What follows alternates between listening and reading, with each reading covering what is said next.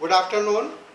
आज बुद्ध पूर्णिमा है और भगवान बुद्ध के बुद्धि मंथन के लिए मैं आप सबों का शुभकामनाएं देता हूं और भगवान बुद्ध के जैसा चिंतन करने का विस्तार आपके मन में हो, ऐसी मेरी प्रार्थना है। इन शब्दों के साथ मैं आज के विषय पर आना चाहता हूं, जहां हम लोग एंगर के एक्सप्रेशंस को मेडिसिन्स के माध्यम से देखने का प्रयास करेंगे। एंगर के एक्सप्रेशंस को दवाओं के माध्यम से देखने का कोशिश करेंगे। पिछले समय में हम लोग एंगर के विषय में जब हम लोग सुन रहे थे, सोच रहे थे, तो उस समय में हम लोग देख रहे दो बात हम लोगों के पास में आया था, एक पॉजिटिव इमोशंस और नेगेटिव इमोशंस। और अधिकांश जगह पर यह कहा जाता है कि पॉजिटिव इमोशंस ही सही होता है, नेगेटिव इमोशंस माने दोनों अलग अलग, दोनों को दो भागों में बांटा गया है। लेकिन मैं देखता हूँ कि पॉजिटिव इमोशंस और नेगेटिव इमोशंस टाइप का कोई तो है जो हम लोगों ने उसका विश्लेषण किया है, तो उसके आधार पर साइकोलॉजी में ये दो भागों में बटा हुआ है। फिर भी पॉजिटिव इमोशंस का नेगेटिव प्रभाव हेल्दी इफेक्ट होता है और पॉजिटिव इमोशंस का अनहेल्दी इफेक्ट भी होता है। ठीक है ना? मैं इस संदर्भ में कर रहा हूँ। और नेगेटिव इमोशंस का भी पॉजिटिव प्रभाव होता है, माने हेल्दी इफेक्ट होता है और डिजीज इफेक्ट होता है। तो दोनों का, पॉजिटिव और नेगेटिव दोनों का हेल्दी और डिजीज इफेक्ट्स हम लोग देख सकते हैं और देखते हैं। मैं इसलिए कह रहा हूँ कि हम लोगों के रिपोर्टरी के संदर्भ में, होम्योपैथिक मेडिसिन के संदर्भ में, जब रूब्रिक्स जहाँ की दोनों पॉजिटिव और नेगेटिव इमोशंस दिए गए हैं, ये दोनों का मतलब ही हो जाता है सिम्टम्स, और सिम्टम्स का मतलब हो जाता है उसका बॉडी के साथ में, लाइफ स्टेट के साथ में एक रिलेटेड हो जाना, और रिलेटेड हो जाने का ही मतलब हो जाता है कि वह डिजीज स्टेट का इंडिकेशंस है। तो मैं आज इसको थोड़ा सा इस माध्यम से समझने का कोशिश करूँगा। हम लोग इस तरह से समझने का कोशिश करूँगा, जैसे हम लोग पिछले बार एंगर देख रहे थे, तो एंगर के एक्सप्रेशंस को हम लोग देखने का कोशिश करेंगे और दवा के माध्यम से इसमें और भी विस्तार से हम लोग समझ में आता है। जैसे एक रूब्रिक्स है हम लोगों का एंगर के से एक्सप्रेशंस के रूप में, जिसको कि हम लोग grinding teeth during maniacal raise कहते हैं। Grinding teeth during maniacal raise, इसके अंदर में दवाइयों का जो लिस्ट है, उसके अंदर में एकोनाइट आता है, आर्सेनिक आता है, बेलाडोना है, हायोसाइमस है, लाइकोपोडियम, फास्फोरस, सिकेली और स्ट्रेमोनियम है। ये अभी तक जो लेटेस्ट सिंथेसिस रिपोर्टरी में इतने दवाओं का समावेश हो चुका है। मेरा यह मानना है grinding of teeth during maniacal rage, ये जो हो गए 9, 3, 6, 9 तरह के से ग्राइंडिंग ऑफ टीथ हो सकता है। माने ये इसका जो अभिव्यक्ति है ग्राइंडिंग ऑफ टीथ एक नहीं है, ये 9 प्रकार के हो गए। क्योंकि अभी तक हम लोग 9 ही देखा है, इसलिए मैं 9 की पर लिमिट कर रहा हूँ। और मैं यह भी बताने का कोशिश करूँगा ये 9 से भी अधिक हो सकता है, क्योंकि एक्सप्रेशन जो है, एंगर का एक्सप्रेशन जो है, तो वह आपके मन के स्थिति पर भी डिपेंड करता है। आइए हम लोग देखें एकोनाइट का एक्सप्रेशंस। एकोनाइट के विषय में क्या कहा गया है? एकोनाइट में जो सडननेस है, एक्सट्रीम रेस्टलेसनेस है और फियर है, पैनिक है और अनरीजनेबल, अनकंट्रोलेबल एंगर है, माने कंट्रोल नहीं कर सकता है। लेकिन चेहरे पर क्या होगा? चेहरे पर आप क्या देखिएगा? इसमें चेहरे पर भाव क्या? दांत तो पीस रहा है, लेकिन दांत किस तरह से पीस रहा है ये बहुत इंपॉर्टेंट है। दांत पीसने का बहुत ज़्यादा, क्योंकि एक भय, एक रेस्टलेसनेस और एक पैनिक, ये क्या कहते हैं, गुस्सा, ये तीनों का समावेश आप चेहरे पर देखना है। और एकोनाइट में इसको देखना पड़ेगा कि यह तीनों का समावेश है कि नहीं। अगर गुस्सा कर रहा तो खाली दांत खींचना तो बड़ा आसान से दिमाग में बैठ जाता है, लेकिन वह किस तरह से ये कर रहा है वो आपको देखना पड़ेगा। जैसे एकोनाइट का व्यक्ति है और वह काफ़ी रॉबस्ट है, काफ़ी मजबूत है, काफ़ी उसका बॉडी वेल बिल्ट है और अचानक उसको एक कोई सामने में घटना घटती है, अचानक कोई बीमारी आता है, तो उस समय में वह रेस्टलेस भी हो जाता है, डर भी हो जाता है, और उसके साथ ये एक्सप्रेशंस जो है मुट्ठी भी बंद गए। अगर साथ में ये हम लोग देख रहे हैं दांत भी हो रहा है, मिट्टी भी बन रहा है, इट इज ए फियर और एक्सप्रेशन ऑफ द, तो आप खाली दांत नहीं देख करके पूरे उसके बॉडी को ऑब्जर्वेशंस कर रहे हैं। ये एक हम लोगों को अच्छे तरह से सोचने का जरूरत पड़ेगा एकोनाइट के लिए। अब अगर मान लो हम लोग देखते हैं आर्सेनिक अगर होगा, तो आर्सेनिक का थीम क्या है? ये इनसिक्योरिटी है, और ये प्री ऑक्युपाइड माइंड होता है। प्री ऑक्युपाइड माइंड होता है, यानी कि पहले से जो इनसिक्योरिटी का मतलब हो गया कि पहले से ही कुछ ना कुछ तो भय उसमें है। एकोनाइट में भय कैसे आया? एकोनाइट में अचानक आया, लेकिन आर्सेनिक में जो भय आ रहा है वह पहले से है, पहले से वो चिंतित है, पहले से उसके अंदर में रेस्टलेसनेस है, और उस रेस्टलेसनेस में उसको गुस्सा आ रहा है, उस रेस्टलेसनेस में उसको गुस्सा क्रोध आ रहा है। उस क्रोध को नियंत्रित करने के लिए वह दांत को पीसता है, और उस समय में उसका एक्सप्रेशन उतना भयावह दिखलाई नहीं पड़ेगा जितना कि एकोनाइट का है।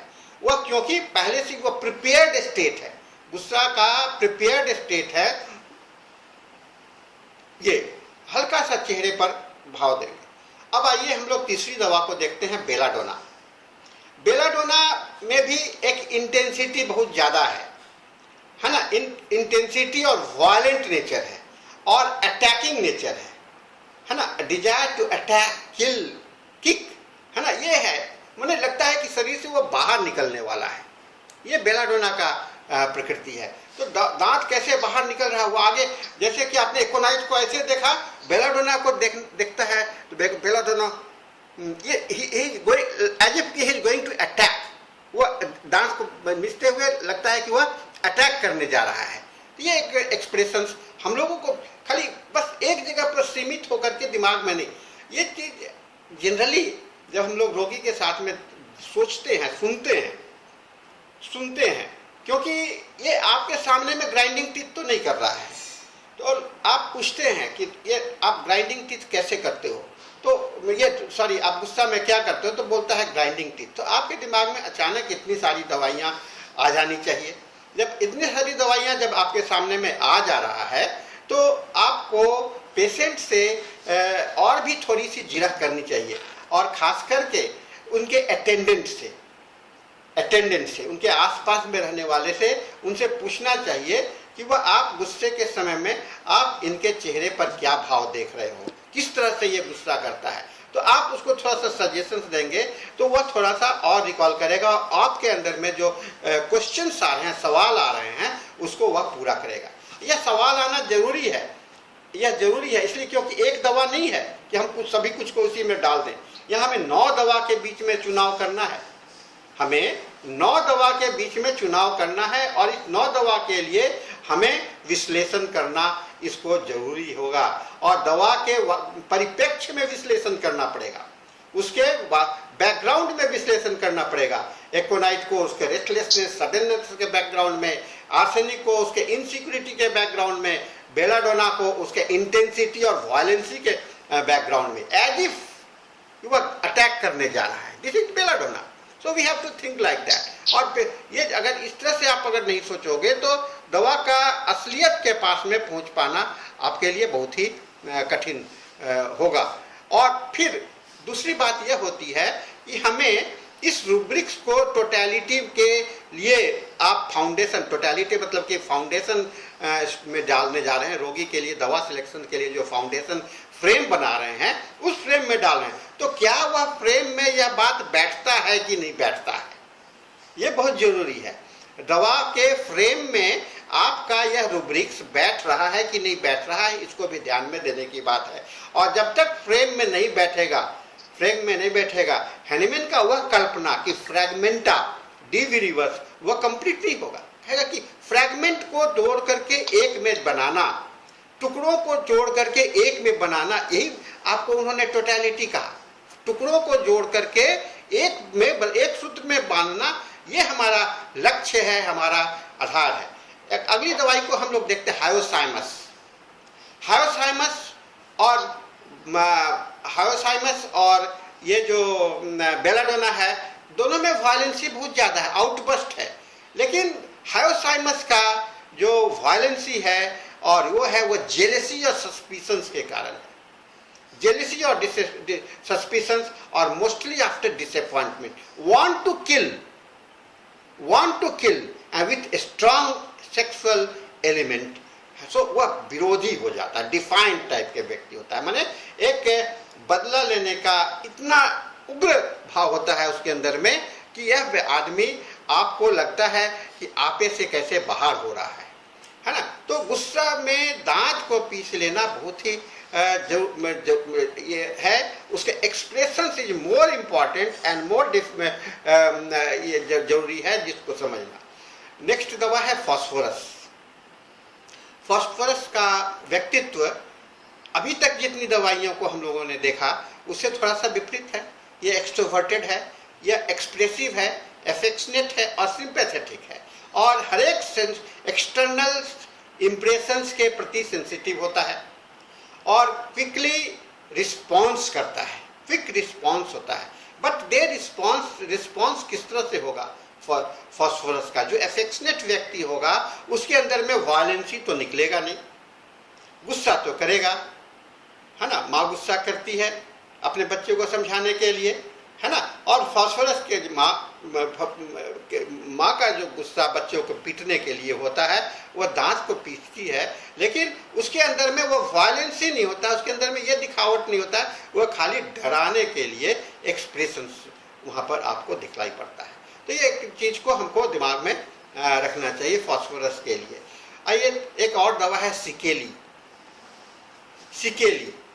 सिकेली को कहते हैं कि ये अपने आप को पूरा एक्सपोज कर देता, अनकवर्स रेस्टलेसनेस एंड सेमलेस। अब यहाँ पर यह सामने में कौन है कौन नहीं है यह भाव खत्म होता है सिकेली में, है ना। क्रोध कर रहा है तो किस पर भी क्रोध कर लेगा, सभी पर क्रोध कर लेगा, अपने बड़े गार्जियंस पर भी कर लेगा, ऐसे जगह पर भी क्रोध कर लेगा जहां उसे नहीं करना है। It is more outburst than the belladonna, और हायोसाइमस का भी ये ज़्यादा आगे बढ़ जाता है। तो इसको हमको दिमाग में रखना चाहिए। एक और दवा आती है हम लोग का इसमें, स्ट्रेमोनियम। ये स्ट्रेमोनियम को जब हम लोग सोचते हैं तो एक चीज़ को हम लोग जरूर देखते हैं। क्या देखते हैं उसमें? उसके अंदर में फियर होता है। स्ट्रेमोनियम में वायलेंस और फियर और कन्वल्सन एंड उसके साथ में कपकपी टाइप का स्टैमरिंग, लाइफ थ्रेटनिंग सिचुएशंस में डर के समय में आप कैसे कांप रहे हो, दांत जो है सो में एक मोशन आपको दिखलाई पड़ेगा दांत में, दांत पीसना, दांत पर दांत बैठ जाता है, दांत एक दूसरे पर क्लैटर करता है, दांत वहाँ पर चक्की के जैसा ऐसे पीसता है। ये मोशन आपको बहुत इम्पॉर्टेंट होता है। तो स्ट्रेमोनियम का जो है सो वह स्टैमरिंग टाइप का दांत होगा, जैसे लगता है कि दांत में एक ऊपर नीचे इस तरह से मूवमेंट हो रहा है। तो ये हम लोगों को देखने का प्रयास करना चाहिए, समझने का। फिर ये आपको इतनी दवाइयाँ का इसमें मैं आगे मैं और रूब्रिक्स लेता हूँ, है ना। मैं केवल मेरा पर्पस आज यही है कि आप दवा के पास कैसे पहुँचें, दवा के साथ में इसको कैसे सेग्रेट करें, कैसे अलग अलग कर लें। एक और रूब्रिक्स को मैं ले रहा हूँ, stabbed so anger that he could have. Anger में, क्रोध में ऐसा लगता है कि वह किसी को जान से मार डालेगा, ऐसा लगता है। Stabbed so angry that he could have, है ना, स्टैब मार देने का, उसको कर देने का ऐसा फीलिंग्स आता है। इसके अंदर में आपकी दवाइयाँ जो हैं सो एनाकार्डियम है, चाइना है, डलकमरा है, हीपर, लैटियम एच है, मेलाल ऑल है, मर्क है, moschus, nux vomica, strontia C, zincum and zincum acetate. ये 10 दवा है। अब मार देने का स्टैबिंग बड़ा एक्सट्रीम है। मैं दोनों रूब्रिक्स को बड़ा एक्सट्रीम को लेकर के ही आपके पास में आया हूँ। एनाकार्डियम। आप एनाकार्डियम को कैसे देखते हो? एनाकार्डियम एक ऐसा मेडिसिन है जिसको तो कॉन्फिडेंस होता ही नहीं है, और वो ट्राइज टू प्रूव हिमसेल्फ, अपने आप को, जिसको कॉन्फिडेंस नहीं होगा वो क्या करता है, अपने आप को प्रूव करना चाहते हैं, मेरे पास में कॉन्फिडेंस है ना। तो बात जल्दी गुस्सा हो जाता है, कॉन्ट्रडिक्शन से हो जाता है, और उसका जो व्यवहार है वह डर के साथ में मारने के लिए। अब कोई आदमी हाथ में एक मारने के लिए औजार उठाए और भीतर से डरा हुआ हो तो क्या वह मार पाएगा? नहीं मार पाएगा, ना हिम्मत कर पाएगा। वह हाथ जो है सो थोड़ा सा आप एनाकार्डियम का हाथ हमेशा पीछे रहेगा, हमेशा बैकवर्ड रहेगा, वो उसका आगे लेकर के कॉन्फ्रंटेशंस में नहीं जाएगा, क्योंकि खुद डरा हुआ है, लेकिन अपने को बचाने का, अपने को प्रूव करने का भी प्रयास कर रहा है। यह एनाकार्डियम को है, और उसे गुस्सा तो आना है, मानव है, मनुष्य है, तो गुस्सा तो आएगा ही। जब गुस्सा आएगा तो हम अपने आप को प्रतिकार करने का कोशिश कर रहे हैं, और उस प्रतिकार में डर के साथ में हम अपने को प्रतिकार कर रहे हैं और मारने की धमकी दे रहे हैं, मारने का धमकी दे रहे हैं। अब आइए चाइना हम लोग का बड़ा महत्वपूर्ण गवाह है। चाइना को जब आप देखते हो तो क्या सोचते हो? चाइना में एक्साइटमेंट, हॉरिबल थिंग्स आफ्टर, है ना, बहुत स्ट्रॉन्ग सेंस है, किसी भी चीज के प्रति एक्साइटेड हो जाना, है ना, एक्साइटमेंट एंड एंगर, ये दोनों कंबाइन हो रहा है। अरे ये ऐसा है, अरे ऐसा है, so this is the expression of the China, and he इसको तो खत्म कर देना चाहिए, because they will speak like that, वो बोलेंगे कि इसको खत्म कर देना चाहिए। This is the expression of excitement of the China, ठीक है ना, स्ट्रॉन्ग सेंस है, उससे मतलब रखते नहीं, ऐसा होना चाहिए, ऐसा होना चाहिए, रिजर्व डिस्पोजिशंस भी साथ में है। और आप देखिएगा कि ऐसे व्यक्ति किसी भी चीज को बहुत ही गहराई तक जाने का कोशिश करते हैं। और चाइना का जो अंदर में एक्साइटमेंट आता है जल्दी नहीं आता है, उसके अंदर में भीतर से एक्साइटमेंट आता है, क्योंकि भीतर से जिसको एक्साइटमेंट आएगा वही कविता लिख सकता है, वही पेंटिंग कर सकता है, वही अपने एक्सप्रेशन को दिखला सकता है। चाइना के पेशेंट जो हैं सो उसके अंदर में यह कैपेसिटी होती है कि अपने भीतर के कवि को निकाल करके दिखला दे, अपने आर्ट को भीतर से निकाल करके दिखला दे। ये चाइना का एक्साइटमेंट है, coming from the inside, and things that come from the inside has got something deep sense, उसके लिए डीप सेंस है, और उस गुस्से को डीप सेंस वहां पर आपको देखना है। डलकमरा का व्यक्तित्व क्या है? हम लोग जनरली इसको ठंडे के लिए सोचते हैं, अरे यह इतना गर्म व्यक्ति है, dominating, dictatorial, strong minded and possessive व्यक्ति, मेरा ही बात चले, मैं ही हूं, मैं इज इंपॉर्टेंट फॉर द डलकमरा।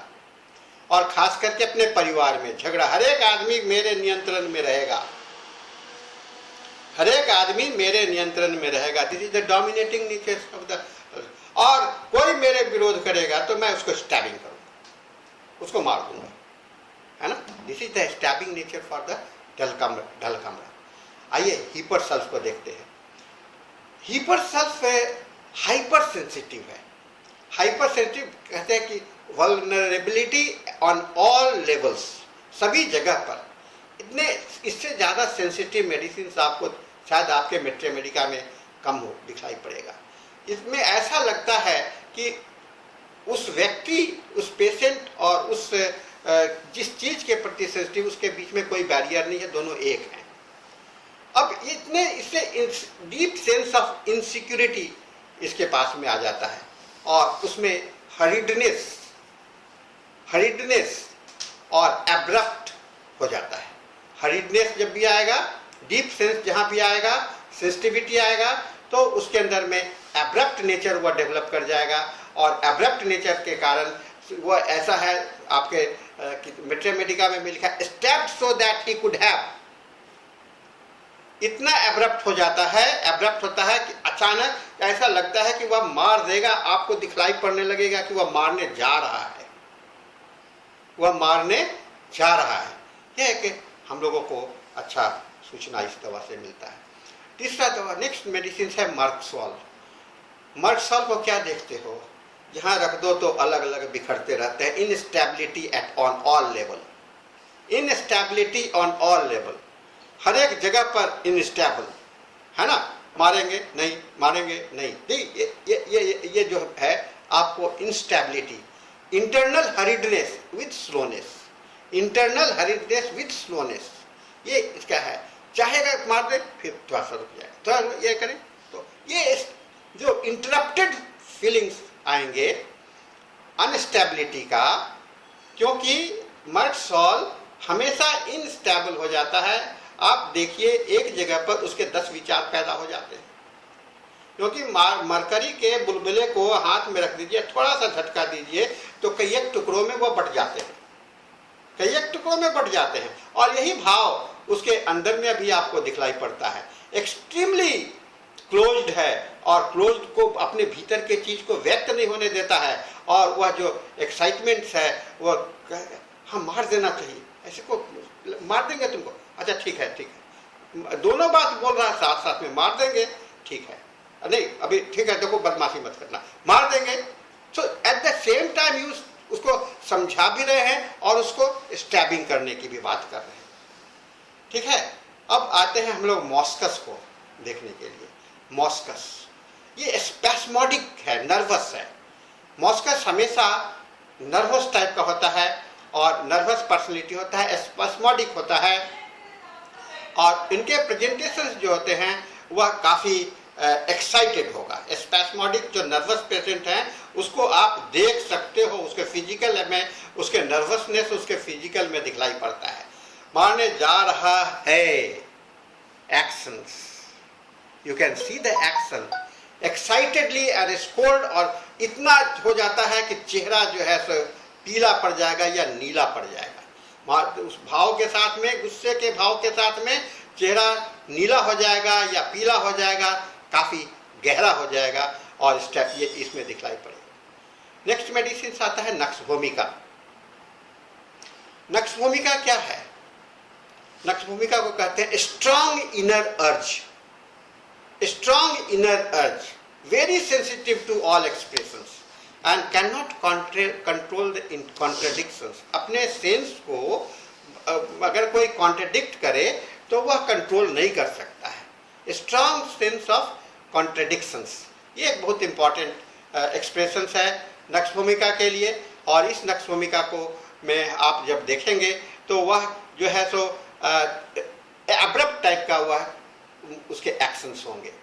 स्ट्रॉन्टिया सी, स्ट्रॉन्टिया सी ये वाइटल पीपल होते हैं, मतलब बहुत ही लाइवली होते हैं और बहुत सारे इनके रिस्पॉन्सिबिलिटी होते हैं।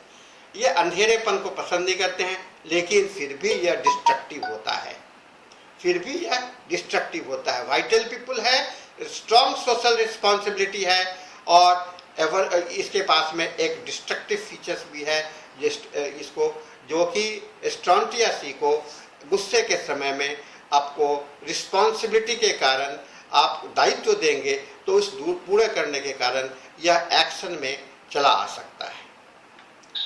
नेक्स्ट मेडिसिन है आपको जिंकम मेटालिकम।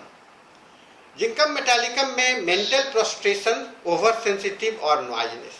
जिंकम मेटालिकम को आप जब भी देखते हो तो उसके अंदर में एक मोशन की बात जरूर आती है, प्रोस्ट्रेशन, गतिशील, एक कंपन और सेंसिटिविटी में आएगा। और यह कंपन कब होता है?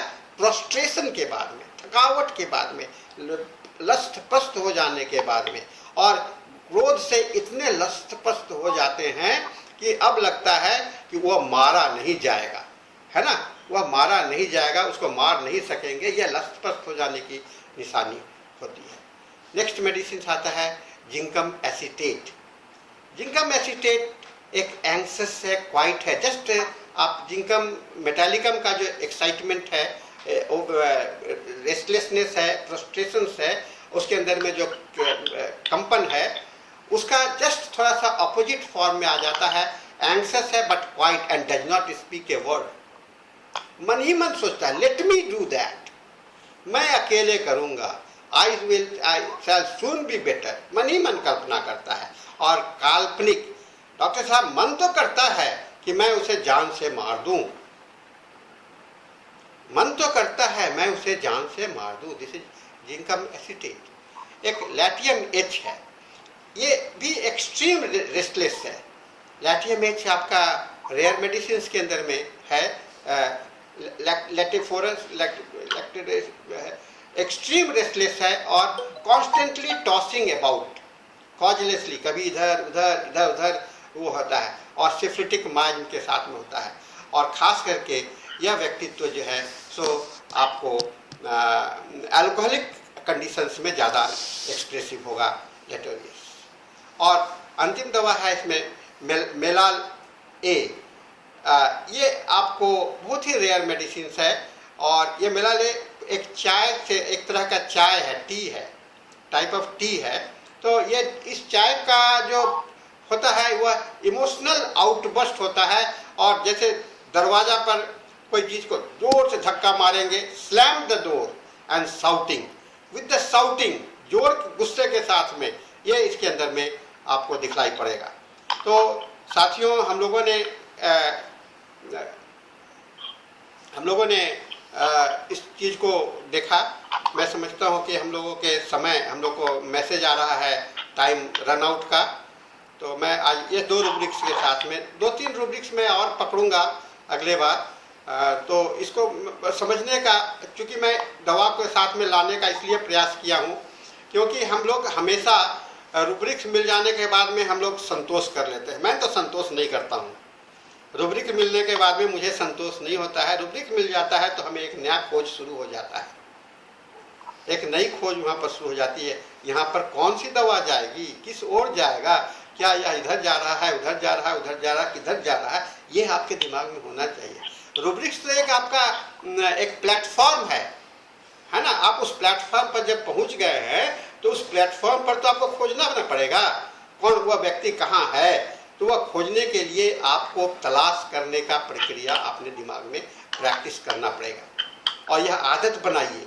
जब आप रूब्रिक्स पढ़ते हो तो रूब्रिक्स पर मत सीमित होइए, रूब्रिक्स को आगे बढ़ते रहने के लिए कोशिश करते रहिए, उसको जानने के लिए कोशिश करते रहिए। इससे हम लोग दवा का, मेरा पर्पस यही है कि दवा, मेरा फाउंडेशन स्टोन में जो भी दवा जाए, जो भी रूब्रिक्स जाए, वह बहुत ही स्ट्रांग हो, उसको तोड़ा नहीं जा सके, उसको अलग नहीं किया जा सके। ये हम लोगों के पास में दायित्व होता है टोटलिटी बनाने के लिए, और इस टोटलिटी में समाहित हो जाने के से हम लोग जो है सो सही ढंग से दवा का चयन भी हो जाएगा। तो साथियों, हम लोग इस जर्नी को बनाए रखेंगे, हम लोग इस जर्नी को पढ़ते रहेंगे, और हम लोग यह प्रयास हम लोगों का बना रहेगा कि हम लोग कैसे रूब्रिक्स और सही दवा को समझने का, क्योंकि हम जितना अध्ययन करेंगे, जितना रोगी के साथ बैठेंगे, जितना मानव प्रकृति को समझने का कोशिश करेंगे, उतना ही ज़्यादा होम्योपैथी का सही व्यवहार हम लोग कर सकेंगे। होम्योपैथी का सही व्यवहार तभी संभव है जब आप मानवीय गुणों को समझिए, मानवीय भावनाओं को समझिए, और यह भी मान करके चलिए कि नो 2 इंडिविजुअल्स आर अलाइक। ये 9 व्यक्ति है, आपने एक रूब्रिक्स में 9 टाइप ऑफ एंगर को देख रहे हैं, 9 टाइप को थ्रोइंग थिंग्स देख रहे हैं, 9 इतने टाइप के, जितनी दवाइयां उतने टाइप, जितनी दवाइयां उतना टाइप, तो उतना प्रकार। सो क्लासिफिकेशन, रूब्रिक्स के अंदर में दवाओं का क्लासिफिकेशन, यह दिमाग में बैठाइए। मैं छोटे छोटे रूब्रिक्स इसलिए ले रहा हूँ अभी, क्योंकि अभी हम लोगों को समय के हिसाब से बंद करके मैं 10 दवा, 8-5 दवा वाली रूब्रिक्स को टेकअप कर रहा हूँ। हम लोग बड़े में भी आने का कोशिश करेंगे, जैसे फास्टेडियस 70-80 दवाइयाँ हैं। आपका दिमाग क्लैरिटी होनी चाहिए। 80 दवाइयों में से 80 दवा माने fastidious in 70 types, 80 types of the fastidiousness, 100 types of the migraine, 100 types. अरे आपके प्रैक्टिस ऑफ मेडिसिन में माइग्रेन की बात लिखी गई है तो थोड़ा सा टाइप है, यहाँ तो 100,000 टाइप में चला जा रहा है। यह हम लोगों का एक अच्छा अप्रोच है, हम लोगों का एक प्रयास है, और यह होम्योपैथी के पास में पहुंचने के लिए आपका आधार बनेगा। मैं समझता हूं यह प्रैक्टिकल एक्सपोजर और प्रैक्टिकल अप्रोच होगा हम लोगों के रिपोर्टरी के लिए, रिपोर्टरी के अध्ययन के लिए। रिपोर्टरी का अध्ययन अगर इस तरह से आप पढ़ेंगे तो एक फ़ायदा आपको यह भी होगा कि आप दवा के को भी बहुत समझने लगिएगा, और दवा की पढ़ाई भी और रिपोर्टरी भी पढ़ाई भी साथ साथ होगा, दोनों साइमल्टेनियस होने, दोनों दो चीज़ नहीं है ना। मैं कहता हूँ रिपोर्टरी और Mathematica can not be separated and never be separated. तो थैंक यू ऑल, और इसके साथ आज का मैं लेक्चर यहीं पर समाप्त करता हूँ। धन्यवाद।